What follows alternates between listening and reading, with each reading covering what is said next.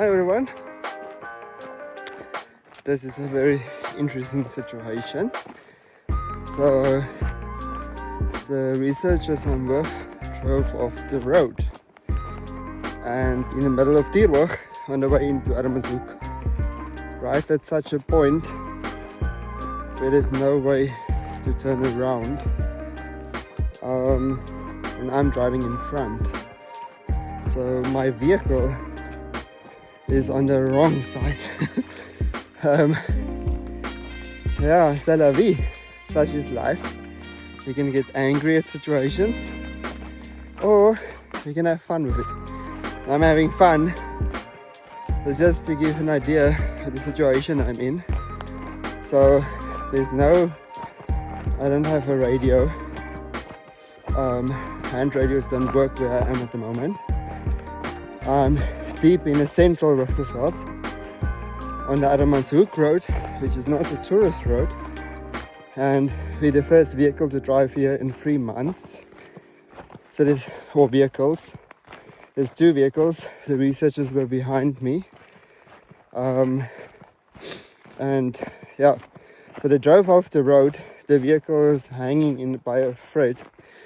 Luckily they managed to get out of the vehicle safely without rolling the vehicle, and the fear now is that the vehicle is going to roll. So I told them not to get anything in the vehicle. I must stay in my bakkie and make use of the things that's in my vehicle. And now I have to walk to Richtersveld gate, which is probably about 40 kilometers away. And as nature wanted it, it is over 40 degrees Celsius today.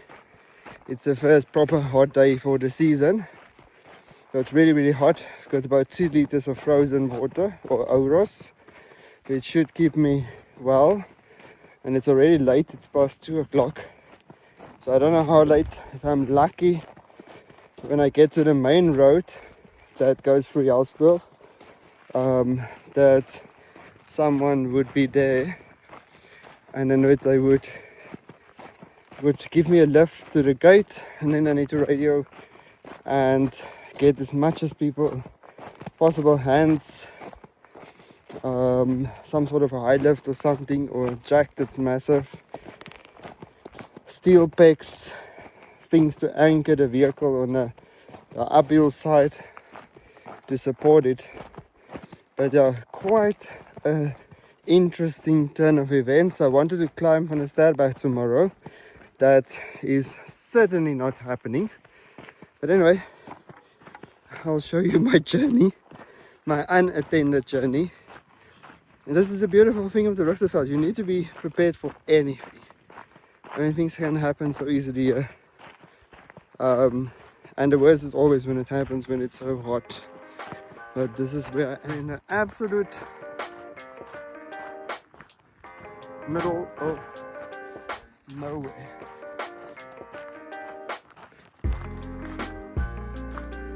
The mountains way at the back.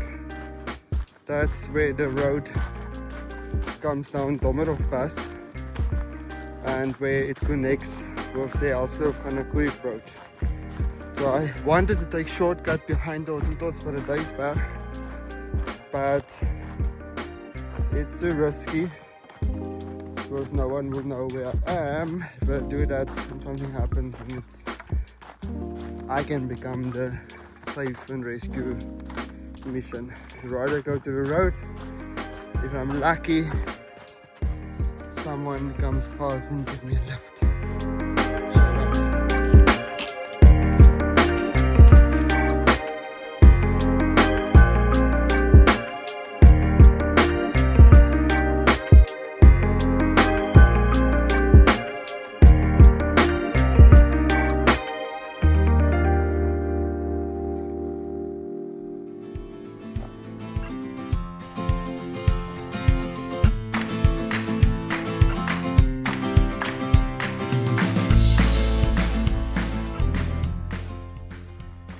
So I've just reached the eastern upper side of Richtersveld. It's 5 o'clock I've been hiking since 2:30 and my phone says it's 11.52 kilometers, so nearly 12 kilometers. Starting the mountains at the back, way at the back.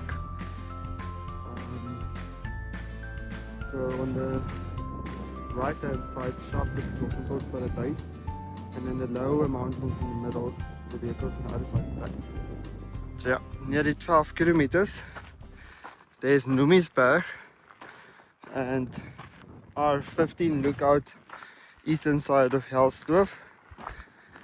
So I'm gonna go to the top, and then now there's a spot where there's signal, and see if I can't manage to phone, and if not, then I'm gonna take a shortcut on the southern slope of Numisberg. There's a goat trail, I'll take that.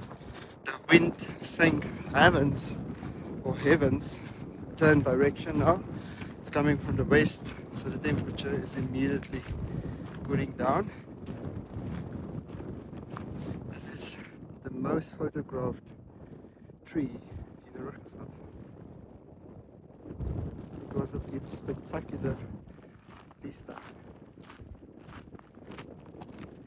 Yeah, so hopefully, if all goes well, I'm actually going to be at home before dark. The gentlemen or researchers that's in the veld, they will sleep in my bakkie tonight for safety. They can't sleep in their vehicle because it might fall over. Hopefully it hasn't fallen over and we can do a successful recovery tomorrow. Nice sound of the insect. It's a sonbesie.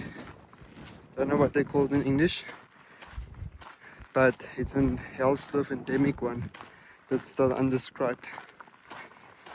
Shout out. I've taken shortcut. There's the Helsdorf road. There's Numis, and I'm taking this goat trail, which I know of, at the back of Numis.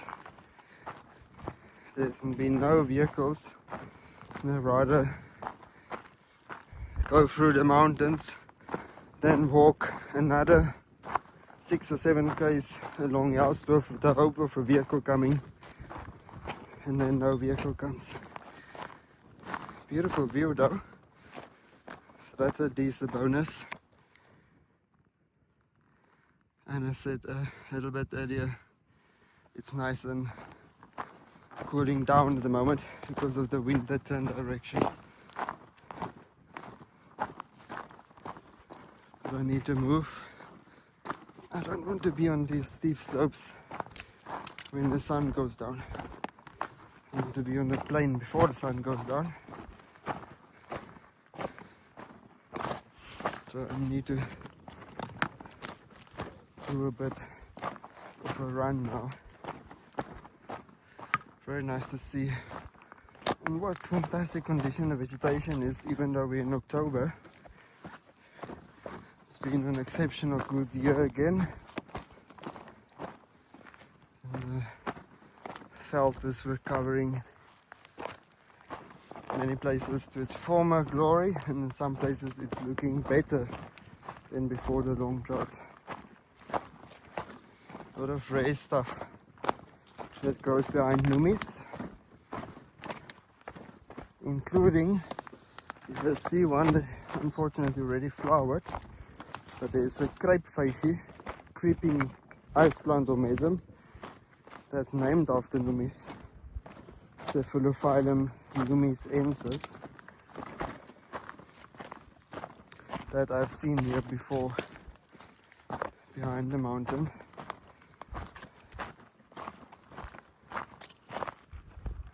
Also a rare Antimima.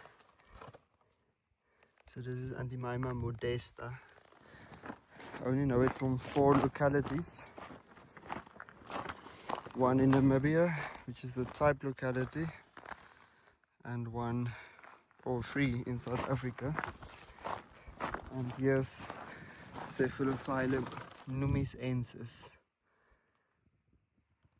Starting to go into summer resting phase.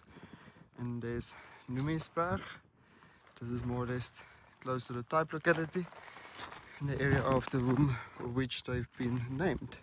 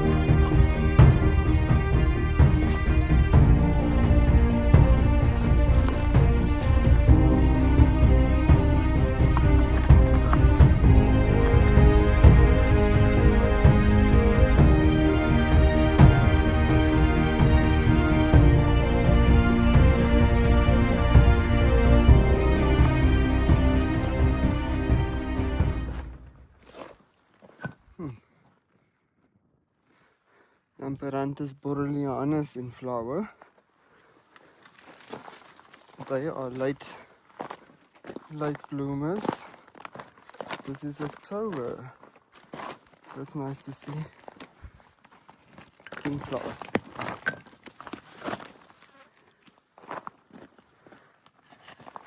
Some sort of gladiolus or something. Waterboom.